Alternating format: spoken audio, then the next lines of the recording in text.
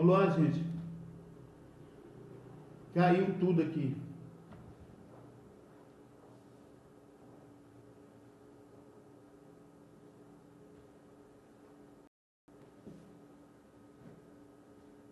Caiu tudo, pessoal. Caiu tudo. Vamos começar de novo. Se pode começar de novo, dá um joinha aí pra mim. Vamos lá? Vou ser mais rápido agora, mais sucinto então. Vamos gastar menos tempo agora. Então veja bem, vamos lá. O Evangelho de nosso Senhor Jesus Cristo segundo São João. Dizia então Jesus aos judeus que nele tinham acreditado: se permanecerdes na minha palavra, sereis verdadeiramente meus discípulos. Conhecereis a verdade, e a verdade libertar-vos-á. Eles responderam: nós somos a descendência de Abraão e nunca fomos escravos de ninguém. Como é que tu dizes, ficareis livres? Retorquiu-lhe Jesus: em verdade vos digo, todo aquele que comete o pecado é escravo do pecado. Ora, o escravo não fica na casa para sempre, o filho é que fica para sempre. Portanto, se o filho vos libertar, sereis realmente livres. Eu sei que sois da descendência de Abraão, mas vós procurais matar-me, porque a minha palavra não tem cabimento em vós. Eu digo o que vi junto do Pai, e vós fazeis o que ouvistes ao vosso pai. Retorquiram-lhe eles: o nosso pai é Abraão. Se fosseis filhos de Abraão, disse-lhe Jesus, farias as obras de Abraão. Mas vós procurais matar-me, a mim, que vos disse a verdade, que ouvi a Deus. E isso não fez Abraão. Vós fazeis as obras do vosso pai. Disseram-lhe eles: nós não nascemos da prostituição, só temos um pai, que é Deus. Disse-lhes Jesus: se fosseis Deus vosso pai, vós amar-me-eis, pois de Deus é que eu saí e venho, e que eu não vim de mim próprio, mas foi ele que me enviou. Palavra da salvação, glória a vós, Senhor. Pessoal, vou falar mais uma vez, caiu o vídeo, estou recomeçando, vou ser mais sucinto, mais rápido agora, ok?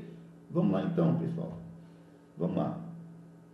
Então, a primeira coisa que eu chamei a atenção suas foi para, lá no versículo 34, mais ou menos, 33, mais ou menos, os fariseus, né, esses fariseus que não acreditavam em Jesus, continuam então interpelando, questionando o Senhor. E eles vão dizer assim: olha, nós somos da descendência de Abraão e nunca fomos escravos de ninguém. E continua eles, né, com aqueles questionamentos, Jesus vai respondendo. Mas escuta bem, o que já nos revela aqui essa palavra? Nos revela o seguinte, que os judeus estavam só alegando que eles são filhos de Abraão, e Jesus vai dizer: olha, não é bem isso, não é só ser filho de Abraão segundo a carne, mas é ser filho de Abraão segundo o Espírito. E isso eu fiz eu anexei a essa parte aqui o Evangelho de São João, no capítulo 1, versículo 12 e 13, que é a conversa dele com Nicodemos. O Senhor vai dizer assim, o evangelista vai dizer assim: mas o quantos receberam, deu-lhes o poder de se tornarem filhos de Deus, a eles que crerem no seu sangue, que nasceram não do sangue, nem da vontade da carne, nem da vontade do homem, mas sim de Deus. É isso aqui que Jesus estava explicando para Nicodemos, que é preciso, é necessário nascer de novo. Nicodemos também não compreendia, apesar dele ter um coração já dócil para Jesus, né? Ele tinha uma sede muito grande, por isso ele vai buscar Jesus de noite, para que Jesus possa explicar isso para ele. Então Jesus vai dizer: olha, não basta ser herdeiro de Abraão, é preciso ter a fé que Abraão teve, é preciso deixar que o Espírito, né, impere sobre a carne, é preciso esse nascer de novo, ou seja, nascer do Espírito Santo, coisa que os fariseus não compreenderam. Então aí eu comecei de novo a retomar o início do Evangelho, no ponto em que dizia assim: olha, se permanecerdes na minha palavra, sereis verdadeiramente meus discípulos, conhecereis a verdade, e a verdade libertar-vos-á. Então, essa palavra nos dava já um discernimento de que o que era preciso fazer primeiro, o que o Senhor pedia para a gente fazer primeiro. Primeira coisa é nos tornar discípulos, né? É a gente querer estar aos pés de Jesus e ouvir as suas santas palavras, as suas doces palavras, e ouvir de tal forma que essa palavra ela encarnasse em cada um de nós, encarnasse no nosso coração. E eu dizia ainda que essa palavra, uma vez ouvida com atenção, com o coração, né? Essa palavra ouvida com tudo que nós somos e acolhida. E olha que o acolhimento não indica que você compreendeu toda a verdade daquela palavra. Que bonito! Não é preciso você entender toda a verdade, porque nós nunca vamos compreender toda a verdade, tá ok? Nós nunca vamos compreender toda a realidade do mundo que Deus criou. Isso só Deus sabe. Só Deus abarca toda a história humana. O que cabe a mim e você é o quê? Na medida que o Senhor nos concedeu, na medida que Ele nos fez, nós o acolhermos. E acolher é um assentimento pela razão, pelo intelecto, mas também pelo coração da vontade de Deus, da vontade do Pai. Então, se você tem aquela expressão que você precisa compreender e entender tudinho para você fazer tal coisa, isso eu estou falando no nível da fé, no nível espiritual, então abandone isso já, porque isso é muito mais um conceito do mundo do que um conceito de Deus. O que nós precisamos fazer é o quê? Decisivamente abrir o nosso coração, abrir o nosso intelecto, acolher com generosidade aquilo que nós compreendemos muito bem, e aquilo que nós não compreendemos é Deus que irá nos revelar. Só Ele é a verdade e só Ele pode nos transformar nosso coração. Isso o Senhor queria fazer com os discípulos, com os fariseus. Ele fez com os discípulos, mas com esses fariseus que tinham o coração endurecidos com seus conceitos. Veja bem, o quanto é importante a gente rever nossos conceitos, se esses mesmos conceitos estão pautados na palavra de Deus, porque a palavra é a verdade, Cristo é a verdade. Jesus, quando se apresentou, ele disse: eu sou a verdade. Veja bem, ele disse: eu sou a verdade.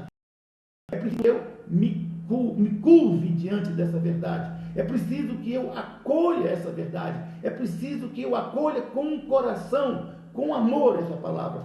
Como eu volto a dizer, eu não preciso compreender toda ela. Eu preciso acolher essa palavra. E na medida que eu acolho essa palavra na sua inteireza, da maneira como o Senhor está me falando, ela vai transformando, ela que vai transformar, mudar o nosso coração de escravos, como diz a palavra, para um coração de filhos. Porque é o filho que permanece na casa. O escravo não permanece na casa. O Senhor diz, o Senhor Jesus diz: na casa de meu pai há muitas moradas, há moradas para os filhos, não há morada para os escravos. Veja bem, o Senhor te chama a ser filho, meu irmão.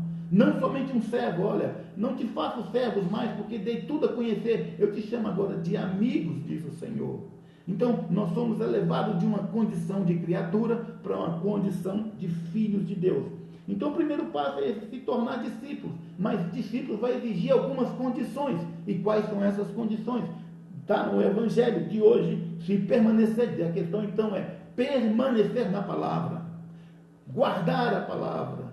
Né? E a partir desse momento que eu permaneço nessa palavra, veja bem, a palavra é permanecer.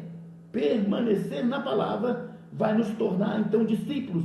Tornando discípulos, nós conheceremos a verdade, aquela verdade que o Senhor nos traz, ou seja, Ele vai nos libertar. Olha que bacana, meu irmão, conhecereis a verdade e a verdade vos libertará. Ou seja, o segundo ponto importante de ser discípulo é ser buscador da verdade. E aqui eu dizia, exigente de nossa parte, nós devemos exigir de não confundir a realidade, porque a realidade é um recorte que nós fazemos de toda a realidade, né, para a nossa vida. É preciso a gente ter, não, eu tenho essa percepção do mundo, eu tenho uma certa percepção, um recorte da verdade que ela me aparece, mas ela não é toda a verdade. Por isso eu preciso então de ter um diretor espiritual. Eu preciso então de ouvir as vozes daqueles que me amam, né? Não no sentido de que eles têm toda a razão, mas também eles têm um recorte. E de recorte em recorte eu posso, em um determinado tema, chegar a uma verdade pela graça de Deus, pela graça de nosso Senhor. O importante é isso, então. Não confundir a verdade, que é um todo, e só Deus pode ser a verdade, porque ele comporta toda a estrutura disso que nós chamamos de realidade, disso que nós chamamos de mundo. Ele é a própria estrutura, né? Então aí nós precisamos, então, segundo ponto, ser buscador da verdade, amar a verdade sobre todas as coisas, né? Porque Cristo mesmo falou: eu sou a verdade, né? O Senhor, quando ele falava dele, ele falava: eu sou a verdade, né? ponto seguinte, então, é permanecendo na palavra, buscando a verdade.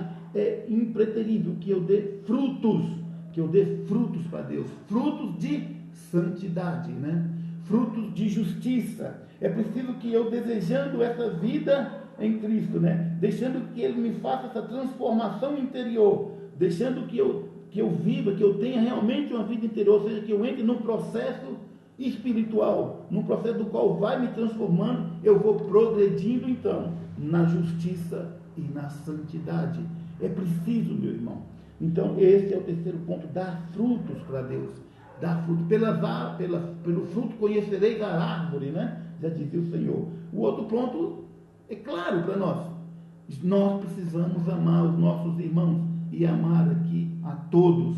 Não amar só aquele que me faz bem, não amar aquele só que me acolhe, mas amar, desejar o bem, fazer o bem. E isso eu preciso ser, fazer o bem para todos que as circunstâncias da vida me apresentam, independente se eles me trazem algum benefício ou não, né? É preciso então a gente se colocar nesse caminho, nesse processo espiritual no qual a gente vai se progredindo, a gente vai progredindo na justiça e na santidade. Então a gente tem aqui essa verdade então como objeto da nossa consciência, né? De nosso espírito, que nos dá a verdadeira vida interior, né? Então, veja bem, essas são as exigências de ser discípulos de nosso Senhor, que eu consegui encontrar hoje aqui na palavra. Mas São Tomás de Aquino vai explicar então esse outro sentido, que o Senhor vai dizer, olha, conhecereis a verdade e a verdade libertar-vos-á. O que é essa liberdade? São Tomás de Aquino vai explicar esse profundo sentido, ou esse conteúdo dessa liberdade em Cristo. Ele vai dizer, o primeiro modo dessa verdade é a verdade da doutrina, que nos torna livres do pecado. O Senhor falou, morrereis em vosso pecado. Não, mas o Senhor está dizendo aqui agora, olha, nessa dinâmica de nos tornar discípulos, buscando a verdade, permanecendo na palavra, amar os irmãos, dar frutos, então o que vai acontecer? A verdade da doutrina há de nos libertar do erro e da falsidade. Do erro e da falsidade, irmãos. O segundo modo de São Tomás de Aquino é a verdade da graça, que nos libertará da escravidão do pecado, né? A verdade da graça nos libertará da escravidão do pecado. O terceiro modo, então, São Tomás de Aquino vai dizer, a verdade da eternidade de Cristo nos livrará da corrupção. Nos livrará da corrupção. É preciso, então, eu entender, principalmente hoje, qual é essa liberdade, né? Isso aqui são os três modos. Mas qual é essa liberdade que Jesus me traz hoje ao coração? Que liberdade é essa que o Senhor está nos falando? Qual é essa verdade essencial? Essa verdade primordial de todo ser humano, que ele precisa professar, que ele precisa viver. Primeiro, que nós saímos das mãos de Deus, né? Que nós somos o objeto de predileção da Santíssima Trindade. Portanto, nós somos filhos do grande Pai, né? Filhos de um Pai amoroso, né? Então, essa é a verdade que precisa nortear a minha vida. E através dessa verdade, né? Dessa verdade, as outras vão se abarcando. Eu vou abraçando aquilo que o Senhor vai me conduzindo. Ou seja, para que eu seja, irmão, para que eu seja, presta atenção, o autor da minha história. Que não seja o pecado, que não seja a minha fraqueza, que não seja o pecado dos outros, que não seja a violência dos outros, que eu seja o autor da minha história. Um parênteses só para a gente encerrar.